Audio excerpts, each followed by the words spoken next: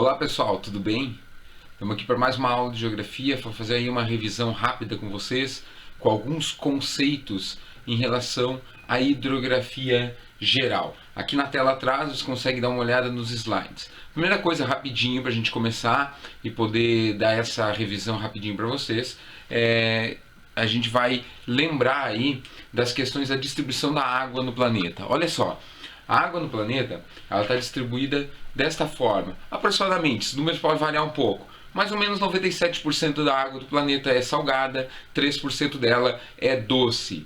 Essa água doce do planeta, que seria a água disponível que a gente tem, ela está relacionada a maior parte aí às calotas polares, a segunda parte às águas subterrâneas e depois a distribuição entre lagos, pântanos, rios, a atmosfera, os seres vivos, enfim, essa água distribuída aí no planeta Terra.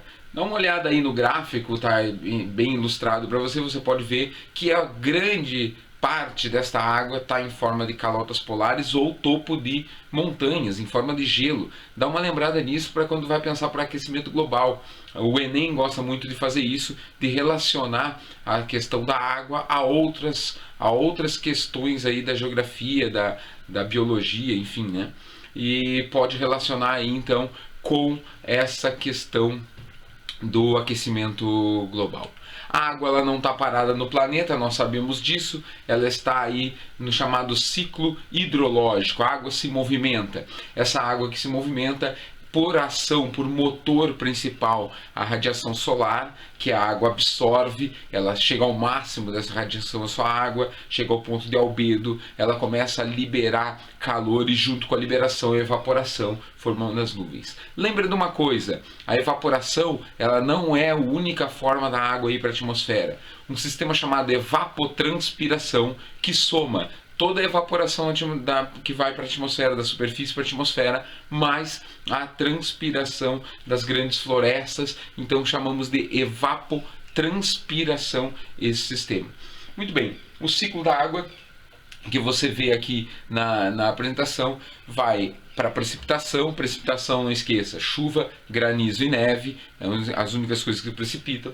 Ele vai voltar para a superfície nos continentes em formato de rio. A maior parte dessa água em condições normais, em condições naturais, sem alteração antrópica considerável, essa água a maior parte vai infiltrar, vai formar aí os lençóis freáticos, os aquíferos, vai escorrer pelo subsolo, às vezes formando início de rio, início de lago, ou às vezes mesmo correndo para o mar. E na superfície, os rios, os lagos, absorvidos pelas plantas e tudo mais. Esse é o nosso ciclo hidrológico. As bacias hidrográficas agora em conceituação, bacias hidrográficas e suas características. Primeira coisa, uma bacia hidrográfica.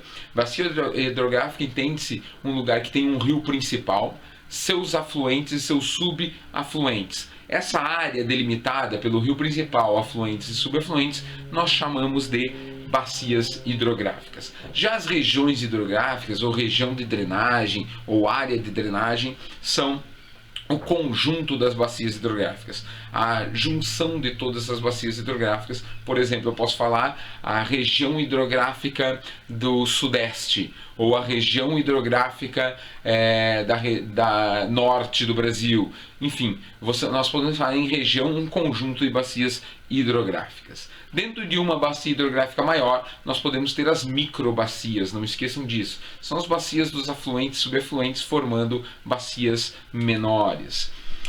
Com relação à foz do rio, os nossos rios eles podem estar em foz em estuário, é o modelo do primeiro aqui, ó, onde o rio termina em um canal apenas no seu desemboque, no oceano, enfim, onde ele for terminar, e delta quando ele termina em vários canais. Nós temos alguns casos de misto, que é o caso do rio Amazonas, que tem um canal principal para o seu final, mas ele ainda tem vários outros canais menores, então ele é misto, ele é entre estuário e o delta. O delta mais famoso que tem o do Nilo, né, mais falado aí, a história fala bastante dessa região por conta da evolução da civilização. A drenagem do rio ainda pode ter uma nomenclatura. O rio exorreico é aquele que vai drenar para fora do seu território. Exorreico, sai para fora do seu território. Endorreico é aquele rio que vai drenar sua água, mas vai ter sua foz dentro do território, em um lago, em outro rio, enfim. E criptorreico, então, cavernas, formação aí, rio que corre por cavernas, subterrâneo, e arreicas são aqueles rios que não têm sistema de drenagem definidos. São o caso dos rios intermitentes, sertão nordestino brasileiro, por exemplo, que onde você vai ter aí regiões onde durante um período chove e outro não, então o rio nem sempre existe. Com relação aos rios ainda, rio de planície. O rio de planície é aquele rio que tem um baixo gradiente de inclinação e, portanto, uma velocidade pequena de circulação da água. Esse rio com baixa circulação não vai ser muito bom para produção de energia, mas ele é excelente para a navegação. O contrário do rio de planalto, que tem alto gradiente de inclinação, velocidade maior de água, de drenagem, e por isso muito bom para a produção energética, mas em compensação a navegação fica deficitária por conta do encachoeiramento das cachoeiras que tem, do relevo que não permite esse tipo de navegação. Então lembra, rio de planalto, produção energética; rio de planície, nós vamos ter aí navegação. O regime do rio, o rio recebe água, os regimes de rios podem ser variados. Os principais são o glacial, que você tem aí uma área de geleira que vai descongelar e formar então o rio. Nós temos o sistema nival, onde a neve vai fazer o derretimento e forma a água do rio, e o principal de todos, o que tem em maior lugar, é os rios pluviais, ou seja, formados a partir da água da chuva. Os rios brasileiros em geral são assim, tá? Também o rio pode ser perene ou pode ser temporário. Perene ou permanente é aquele que tem água sempre, o ano todo, com água dentro do seu leito, diferente do rio os rios temporários, que podem ser intermitentes ou efêmeros. Intermitente é aquele que uma época do ano ele tem água, uma época como por exemplo o verão. Alguns rios, por exemplo, do sertão nordestino, entre novembro e fevereiro tem água no seu leito, depois desse período não tem mais, então chamamos de intermitentes. Os efêmeros, ao contrário, são aqueles que só vão ter água no período restrito da chuva. Choveu, tem água; não choveu, não tem mais água. Muito bem, depois dessa parte teórica, vamos debater um pouquinho mais sobre a questão do uso da água. A distribuição da água no planeta, 27% dela aproximadamente está na América do Sul, 12% no Brasil. Embora o Brasil tenha 12% da água, com aquíferos importantes, lembra aí, aquífero Alter do Chão, aquífero Guarani, dá uma olhadinha aí no professordegeografia.com.br, eu tenho uma aula lá sobre aquíferos, onde a gente tem vídeo explicando esses aquíferos brasileiros, é importante dar uma olhada. Então, 12% da água do Brasil. Embora nós temos esses aquíferos importantes, os maiores aquíferos do mundo, nós não somos detentores da maior reserva de água do planeta. Doce, né? Essa água doce do planeta está disponível em outros países também. A Rússia tem muito congelado, o Canadá também, por causa das geleiras, então o Brasil é um deles. Se nós fizermos uma análise, esse mapa é interessantíssimo, esse mapa aqui, pega lá no material no site para você olhar. Esse mapa aqui é a disponibilidade hídrica social. Veja só, você pega a quantidade de água do lugar e divide pelos habitantes. Um lugar que não tem muita água, mas o número de habitantes é muito pequeno, a disponibilidade hídrica não se faz tão necessária. Já um lugar onde uma quantidade muito grande de habitantes e tu não tem água suficiente, a disponibilidade hídrica já é mais questionável. Então aí é um dado importante, mostrando aí que os brasileiros têm mais de 25 mil metros cúbicos de água disponível por ano para consumo, para cada brasileiro. É muita água, mesmo assim precisamos conservá-la. A água utilizada para irrigação, a água utilizada para navegação, os rios, né, para navegação, para abastecimento das cidades, da indústria, para produção energética, enfim, os recursos que a gente utiliza a partir do rio são...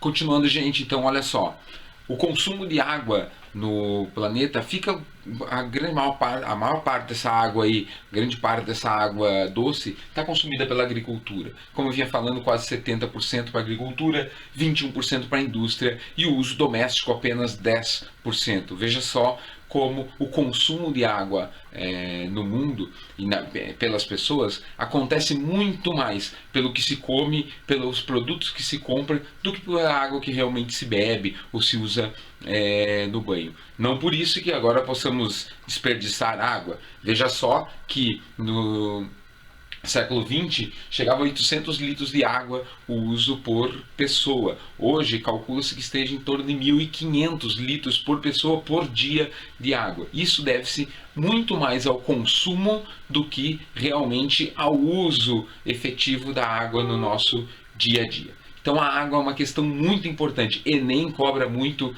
a questão da água, fiquem atentos. Os vestibulares em geral também trazem esses questionamentos com relação à água. Muito bem. Outra questão importante sobre a água é a questão ambiental. Dá uma olhada aqui, ó. A água, ela pode estar poluída. A água poluída é aquela que contém sujeira, que ela está suja, tem substâncias poluidoras dentro dela, que não necessariamente são nocivas ao ser humano. Você pode limpar essa água, reutilizar, usar ela novamente ou fazer uso dela a partir de tratamento. A água poluída, veja só aí algumas imagens de água poluída, essa aqui na Indonésia, essa aqui nas Filipinas, mas nada impediria de ter colocado algum rio do sudeste brasileiro, ou do norte, ou do sul do país, enfim, algum rio nosso aí também.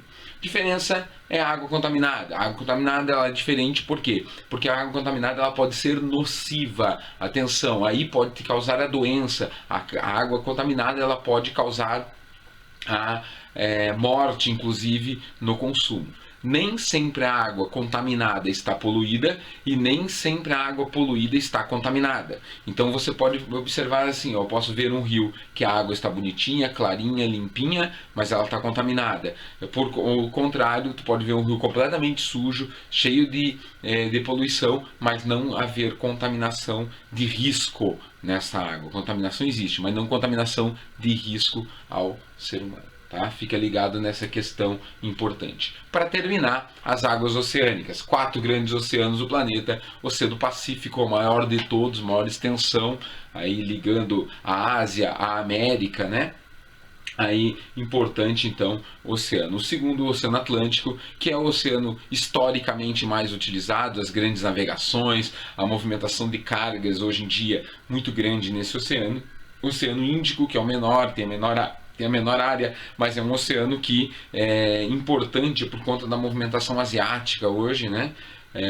Esse Oceano Índico. E o Oceano Glacial Ártico, que passa a maior parte do tempo congelada. Os oceanos, as águas salgadas, ainda vão ter aí os seus mares, né? Os mares podem ser continentais ou abertos, né, que são os mares costeiros, que estão relacionados à superfície geológica do mar, então a plataforma continental, como ela se faz ali naquela região, mais rasa, portanto. Vai ter aí, por exemplo, o Mar do Norte, vai ter, por exemplo, o Mar das Antilhas, na região do Caribe, enfim. São mares costeiros. Já nós podemos ter os mares semiabertos ou mares interiores, né? Que são aqueles mares que têm conexão com os grandes oceanos através de canais. É o caso do Mar Mediterrâneo, o Canal de Gibraltar ou o Estreito de Gibraltar, o Mar Vermelho, enfim, os mares que têm conexão com os oceanos. E os mares fechados ou isolados são aqueles que não têm conexão. É o caso do Mar Morto, do Mar Cáspio, do Mar de Aral, que são fechados dentro do continente. Beleza? Ó, na sequência, só para terminar então a nossa aula de hoje, a questão do movimento das águas oceânicas. A onda ela acontece por conta do vento e da superfície da plataforma continental, como ela está disposta e a conexão com o vento. As marés, a atração gravitacional Lua, Terra, Sol, esse equilíbrio que vai gerar o movimento das marés, e as correntes marítimas. Correntes marítimas, duas coisas lembram: o movimento de rotação da Terra, que vai gerar aí essa movimentação da água dos oceanos, mas também a convecção da água oceânica. As águas frias do polo sobem em direção à linha do Equador, esquentam e descem de novo em direção ao polo. Convecção, diferença de temperatura entre a água mais fria e a água mais quente nos dois hemisférios, tanto no norte quanto no sul. Fechou, gente? Fechamos aí nossa aula rápida de conceitos sobre hidrografia. Espero que vocês tenham gostado. Um abraço e até a próxima.